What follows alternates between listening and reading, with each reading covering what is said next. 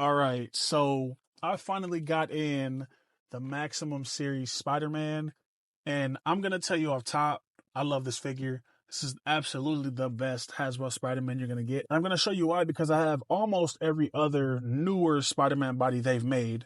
From Retro, Renew Your Vows, AF-15, even this one nobody likes, but I kind of like this one. And then the Sunfire body, which I don't know why they made that a Spider-Man in the first place.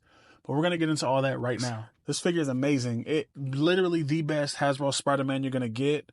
I'm going to put it next to the Retro body just so you can see the difference.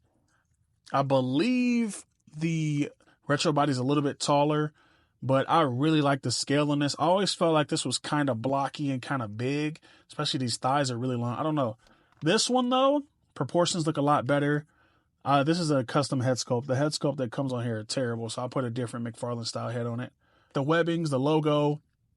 I also like the darker color. I hope they redo this with like a black. That would be sick. I kind of want to get another one so I could paint it black because I think black will look dope on this body. But you can see the logo difference there. And I really like keep switching hands. I really like this figure a lot. Like it's, at first, when it first came out, I doubted it. I was like, damn, why is it $50? It should be $34 or $35. But after getting it in hand, they always talked about it being redesigned from the top to the bottom. And I can see that that was a valid cause for the price. I'm going to be real. The accessories are ass. I do not like the webs. I do not like the web effects. I actually got everything put up right here. I don't like the web effects. I have a few more custom heads in here too, because I'm going to do some other stuff. I do like this, but I do not like this clip. I talk about these all the time. These break no matter what material they use. This clip is going to break.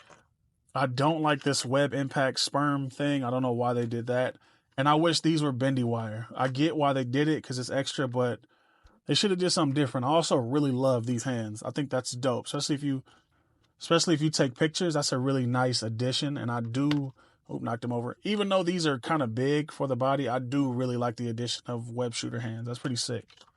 You can see how far apart the eyes are, which is why I swapped the head. That's kind of ridiculous.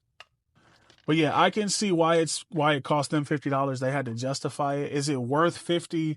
Don't think so. I think $35.99 would have been a sweet spot for it. But it is what it is. That's the price.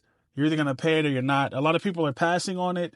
Not sure why, because like I said, greatest Spider-Man ever made. Here he is next to, this is the closest thing I have to the Renew Your Vows body. And you can see the difference. Let me show these two. You can see the difference in the two, mainly in the legs and the arms, kind of, and the shoulders, that the Renew Your Vows is a little more refined. I actually like the direction they were going. I sold my Renew Your Vows because I had this one, and the AF-15 is my favorite Spider-Man body until this one dropped. So I sold my Renew Your Vows because I had this one and I love it. But here it is next to Renew Your Vows, and I think the Maximum series kills it. I don't think Renew Your Vows is as good, even though this one has the toe joints and stuff. I'm not really sure why they didn't give retro toe joints, but that's neither here nor there. But he has toe joints, and those are the same type of feet. You see the hole. I saw a lot of people complaining about the hole in the foot, like the other figures didn't have it. Because even Deadpool has the hole in his foot, so I don't really understand the complaint there. It's not that big of a deal. It's on the bottom of the feet. You'll never see it.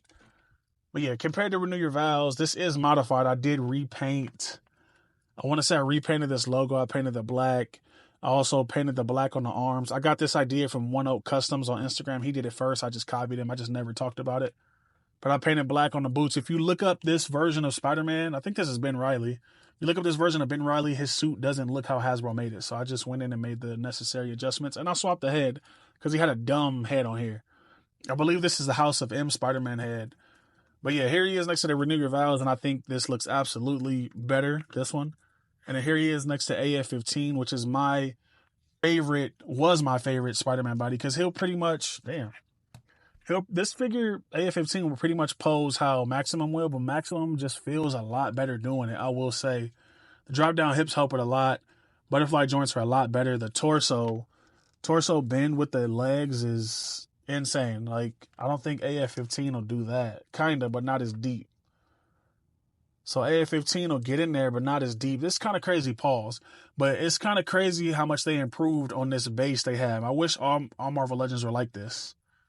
I wish every Marvel Legends we got was just better than the last, because this is crazy. The AF-15 is no slouch. One thing I do not like about AF-15 though is the head peg. It'll just pop in between there. Like it won't, there's no middle ground. And this one's loose. That's why this one's on my desk, because I play with this one a lot. This is when I test all my heads on. Like I'm doing these custom heads in here are for this body, because I'm going to put a different head on it because I don't like this head, even though it's like classic. And I have the blue spider one, which is the better one in my opinion. AF-15, not a slouch. This is a pretty good figure. Like if you don't want to pay the 50 for this guy, I think the 27, 28 for this is actually worth it.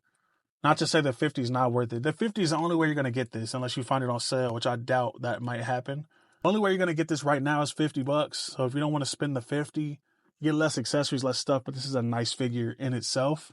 But this is $20.99 on the Sunfire body, and I don't know why they even did this. They have a retro-looking Spider-Man like this color scheme on a body like this.